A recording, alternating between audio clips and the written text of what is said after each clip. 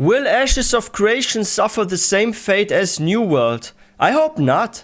Hey, what up, boys? So, with the recent release of New World's expansion, it got me thinking about Ashes of Creation's complex and player-driven systems working in the current year.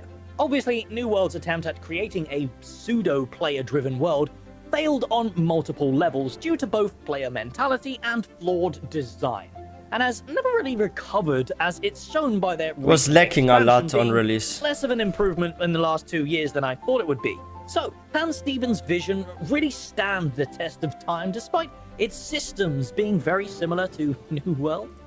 Yeah, some people actually are comparing those two with each other, like Ashes of Creation with New World. But the fact is they're actually completely different. Like, sure, both have like pretty good graphics when it comes to like the environment and stuff, but I feel like Ashes of Creation, same when it comes to combat, there are definitely differences and the way also like weather and other things are going to work in Ashes of Creation. Like, it will not be a copy paste New World. I can already see this. It's going to be something definitely unique. But when it comes to New World, and actually New World is now way better than it was on release. If the current New World was released on day one that we have right now, like the state it is in right now, it actually would have been a very successful MMO, I believe. Very similar to New World.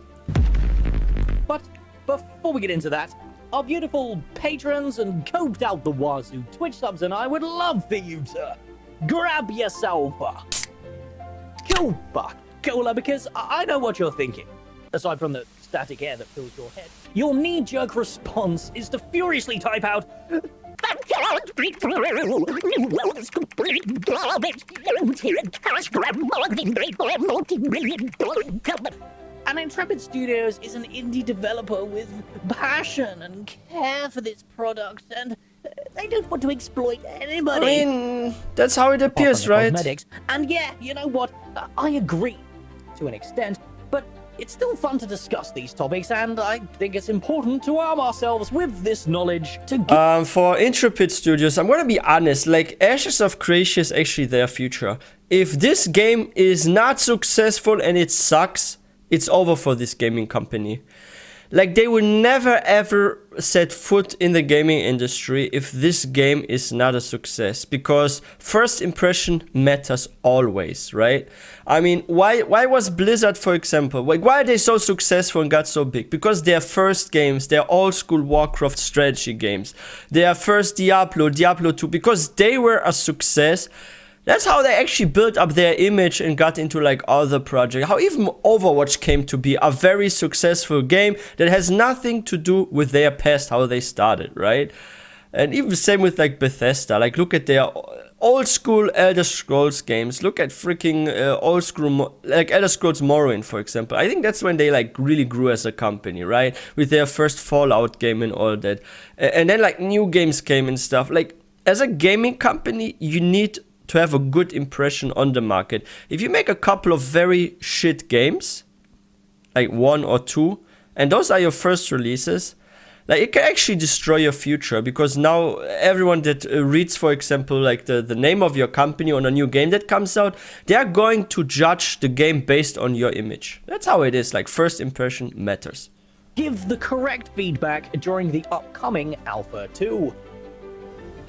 God, I was saying this over a year ago, and the Alpha 2's still not here. What the fuck are you doing, Intrepid? Now, with all that bollocks out of the way, let's begin, shall we? So, returning to New World to play the expansion after 2 years of putting it to bed as another rushed corporate cash grab, it's pretty clear whatever the game's problems are baked into the core design of it. My impressions of New World have not changed at all since 2 years ago, simply because I do not enjoy the core philosophies of what the game has to offer. They find it a bit better now. Sure, I mean, it's a multi-billion-dollar company offering a live service, but the game is still very buggy. In the 20 hours that I returned for, I encountered a plethora of annoying bugs involving the combat, the overall gameplay, and the mounts. The crowning feature of New World's latest expansion. So, No surprises there. The combat still feels clunky, and the world has absolutely no challenge to it whatsoever. It boils down to that age-old discussion of how many hours do you need to play an MMORPG before it actually gets good. What I don't like about New World, and I have to be honest, like if I had to give like a review about New World and why I don't give it like 10 points, why in some areas I only give like 8 points or something, right? Like, because I would actually give in some areas just 8 out of 10 for New World. Like current New World. Old New World I would give 7 or 6 out of 10. But New World I would rate in some areas with 8 out of 10. From 10 maximum points. Because I feel like the New World now is definitely much better. I definitely enjoyed a bit more than I did on launch right now. Because they fixed some stuff and added some cool new stuff, right? But what I feel like is really, really lacking is, I feel like group play is kind of strange in New World. Like, you don't have so many group skills. It feels more like a hack and slash game to me. Like one of those like action games you have, like maybe some of like those hero games you have, like Spider-Man, Batman or something that you sometimes be like on console. Like there's like just like you just go in and you like hack and slash. But what is there you can do for a group? You have like 3 possible skills you have on your bars, right? But there isn't like much you can do with your group. It's more like hack and slash, right? It feels like more like an action game than an MMO sometimes to me. That's the impression I get. So I'm not so happy with the group play. Solo play is like really cool because of this. I would actually say this makes solo play better, but it makes group play worse to have this kind of combat system, right? And another thing that's like really lacking for me is like this kind of immersion you get in an MMO, right? Because of the lore and stuff. If I play Elder Scrolls Online, I know what is happening in the world. I know every single race and event has some big backstory to it that you also discover throughout the questing experience in the game, right? But New World doesn't deliver as much lore from questing and what's happening. You're basically somewhere where there are like corrupt ones, there are like freaking undead, there were like those ancients with like the split faces and stuff, but you don't know who they are, like what is happening, what is the lore, what is in this world. Like it's so confusing. Like World of Warcraft has, for example, established lore too, right? Like even Guild Wars, like in Guild Wars you catch more lore and you get more experiences than you do in like New World of what's happening there, right? So more immersion is there for you. So it comes like immersion in like the lore, right? And the group play, I would say this is really lacking in New World from that perspective, unfortunately. I'm not sure if they will ever fix this or they give us like more active skills than just 3 here and stuff. I mean, yeah, you swap weapon, you get another 3, so you could say it's 6 skills, but like even Final Fantasy has like more active skills for the group. Like I feel like FF14 has like better group play than New World for sure. RPG before it actually And you have skills that do good. something for the group, for your mates. Here you don't really. Maybe a bit of healing. And look. What was that? It was missing so often.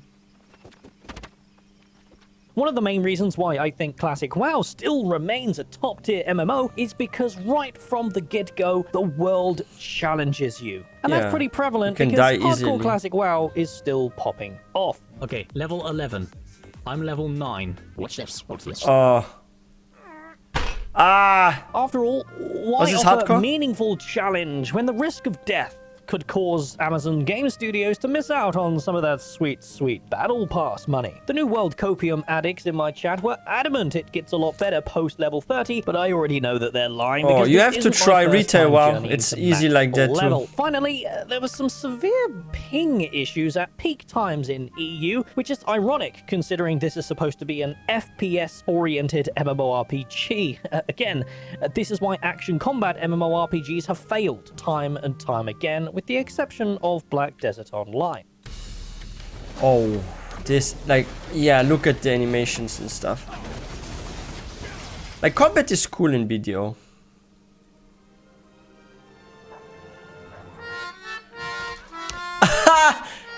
I almost expect Now, even though the game is still very much the same as it Yeah, was the back in animations are 2021, poorly it designed. needs to be said that they have improved the starting experience by changing the infamous copy-pasted points of interest with more story-focused ones. However, Finally, the game's right? main story But still not deep enough. boils down to the following. Run to location and press E, or run to location and kill a bunch of non-threatening mobs all the way to max level. Again, this is the illusion of an improvement that quickly gets boring. In addition, And it lacks also either like some interesting factions. Like sure, you can pick some factions to join in, but like kind of just like guilds or something. Or if there were like different races. What if we had freaking dwarves or elves in New World, right?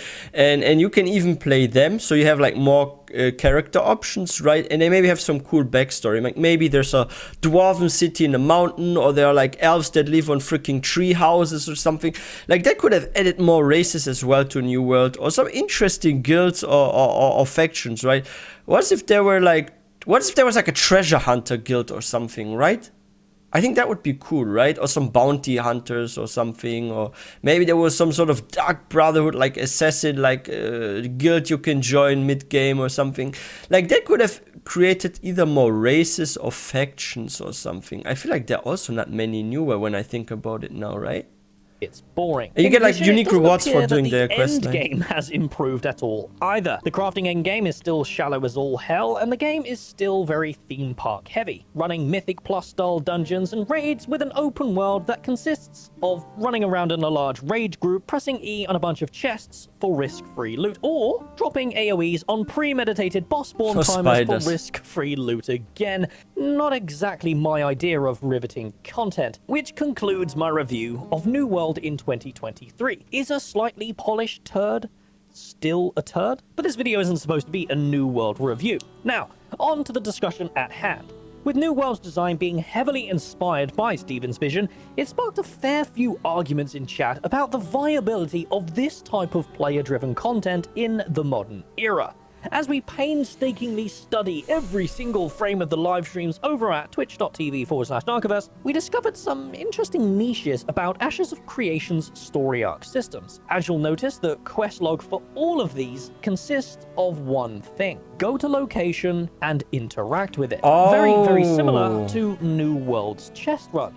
My biggest fear is that Ashes of Creation will end up getting meta-gamed in a similar way to New World, where players who've never met each other before gather around in a large raid group designed specifically for mindlessly zerging a local point of interest's story arc. like But picking it's up fair to chests say and we stuff. have very little knowledge on how these story arcs are distributed to players, how they're progressed, and how the world changes dynamically. But one thing What I would do with those quests, if they already exist, how you can polish them a little bit. So you could add like a part 2 to such a quest. So the quest comes in 2 parts, right? For example, you're going to a chest, and inside this chest is, let's say, a totem you have to grab, right? And if you do part 1, when you grab the totem from location A, you actually have to go somewhere and put a totem on the ground, and then like maybe mobs spawn, and you have to kill them, and maybe the totem absorbs their souls or something, right? So if like those quests are boring, you just add parts 2 to those, right? Like you grab something, but then you have to actually do something with what you grab. You have to place it somewhere or something, right? Like that would make it a bit more interesting. thing is for sure at this stage: the objectives are not dynamic. They're static points that never change despite the current state of That's the why you need to environment add around them it. a second was part to most those. prevalent during the Cleric Make them showcase, not too where they simple. showed us their Minotaur versus Bandit story arc objectives. The backpack you interact with is static. The Bandit leader you interact Add with some on the cinematics ramparts too, is if you static. can. The chest that you interact with in the basement is static, and the flame on the top of the building to summon the undead is also static, meaning this whole story arc could be completed by simply running from points A to point B to point C and D without Okay, but that with the actually flame is stopping. not This as horrible, but the heavily things before, encourages yes. giant pug zergs to create story arc trains around the world that completely trivialize these objectives, and this is completely against the spirit of Ashes of Creation's social systems. So then, how do you prevent this? How do you stop players from meta-gaming quest objectives like this? Or are we just reacting too harshly to... Oh, what's a good quest? I think a good quest is also where there's someone, like an NPC, right? And maybe he has a bounty on his head or something. Or he has some artifact that you need. And this NPC can spawn somewhere randomly. It's kind of like with those rares in WoW, right? You have like a rare that can only be up at one time somewhere on the map, but there are like 3 or 4 spawn locations. Would it not be possible to add this to for a quest? So if you're, so it's like not always the same kind of quest, but there are like 3 options. For example, like there's a bounty quest, right, in Ashes of Creation, and there's maybe some smuggler or some thief, and you have to catch him or slay him, or I don't know why he has a bounty, but some character has a bounty. And this NPC can appear in like 3 or 4 locations. It's like randomized. So you're actually going around and you're trying to find where he spawned or something. And then you have to like kill him, maybe get his head or some jewelry or finger, whatever it is in the quest. And then you have to bring this. Or maybe his broken weapon, I don't know. But yeah, and then you get like the reward. Because that also means if you ever do this quest again, maybe next time you have to go to, I don't know, the snowy mountains and not the desert or something. Like that would be so cool if they did something like that, where there's like a quest, but it has like 2 or 3 options how the quest will be. That also means if you have like a new playthrough on like a alt, maybe this time you have to do the quest differently. That's kind of like in Skyrim, right? Because in Skyrim you have that. You have like sometimes random NPCs or quests. Like, yeah, Amran, for example, in Whiterun, right? Like there's like this one red god in Skyrim, and he has like his family sort missing. And sometimes it's like at a bandit tower, and sometimes it's some bandit cave, and sometimes it's at some sort of mine or something. So you have like multiple locations where you could do this quest. I'm not sure if this is going to be very difficult, like technologically to like implement into the game, but it would be cool if you had like quests that have like 2 or 3 varieties, right? Like one time it's like this, one time like that, but it's the same quest. Early that would make it more development. fun. In my opinion, the running around in a big raid group of strangers, trying to tag as many mobs as possible before they're obliterated and spawn so-called world bosses is not good MMORPG It's boring. design. And it's no challenge. It's meaningless, and our currently popular MMORPGs have doubled and tripled down on this type of content. Retail World of Warcraft, Guild Wars 2, Elder Scrolls Online, and New World are all heavy culprits for this type of gameplay, and it just isn't fun or meaningful to me at all. It's the illusion of a massively multiplayer world, when the reality is you're all just scrambling around playing your own single-player game with a bunch of people around you doing the same thing. There's no interaction there, no discussion, no meaningful content to actually enjoy. It's all just a Zerg fest, and that is one of Ashes of Creation's core challenges to overcome. I fear we'll see looking for more blood still due story. I think only randomized quests can solve this. Spend 10 minutes or so forming a max raid. Then when the raid all gathers at the entrance of the node, you all head out as one big blob, then running from point to point to point, clearing the story arc and trivializing the world entirely. Hopefully, Intrepid have considered this possibility, and the information that we're missing in regards to how the story arcs are spawned, progressed, and rewarded counteract this modern-day Zerg mentality. But even if they haven't, at least we can go into Alpha 2 acknowledging this possibility, attempting to meta-game it, and then providing feedback on how to improve the overall gameplay. After all, isn't that the beauty of Ashes of Creation's open development? But as usual, I am just one nerd, desperate for a good MMO, and hey, I forgot to record an outro, so just enjoy my voice instead. I am wondering how you guys feel about Ashes of Creation's overall design. Do you see long-term problems for the overall gameplay loop where players min-max the efficiency of the story arc world events and the open world dungeons, or are we merely jumping the gun before we get to see it for ourselves? Surely I won't be saying I told you so 6 months into the Alpha 2. Right, guys? But this discussion came about during our streams over at twitch.tv/Narcoverse, so come join us as we literally sit around and talk about a game that quite literally doesn't exist, whilst we're currently playing Enshrouded, a game that seems like it's going to be the next Valheim, and actually seems like the game New World should have been. And I'll see you in the next one because to look at it. You're high on Copium.